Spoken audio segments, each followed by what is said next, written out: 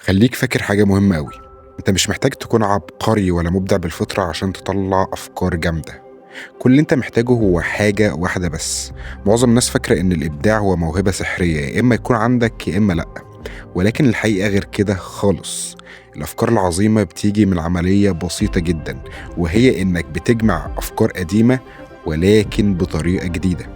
وخليني أثبت لك ده.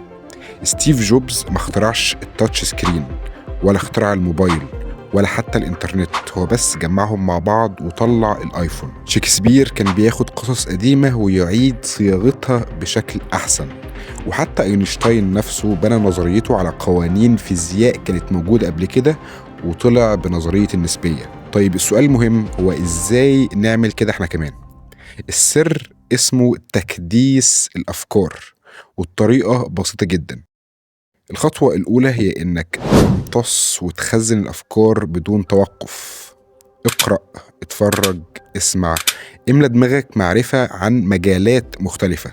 وكل ما كان عندك خامات وماتيريال أكتر، كل ما ربط الأفكار ببعض بيكون أسهل. بس خد بالك، قبل ما تقعد تمتص وتغذي عقلك بأفكار، لازم تبدأ تخلق حاجة، حتى لو حاجة بسيطة جدا، لأن مفيش أي لازمة إنك تفضل تستهلك في المحتوى من غير ما تطبق أو تنتج.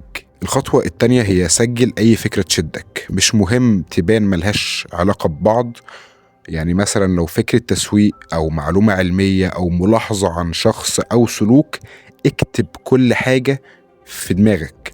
وده هينبه عقلك، لأن الأفكار اللي بتجيلك مهما كانت عابرة فهي ممكن يكون لها قيمة فعلية، ولازم نحتفظ بيها ونفتكرها عشان ممكن نحتاجها قدام.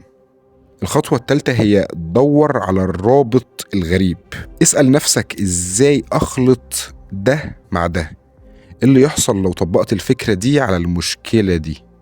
وهنا بالظبط الابتكار والإبداع بيحصل. الإبداع مش إنك تطلع بحاجة من العدم. الإبداع هو إنك تعيد تركيب وصياغة وتقديم شيء موجود بالفعل، ولكن بطريقة جديدة. والأحلى بقى إنك مش محتاج تستنى الإلهام.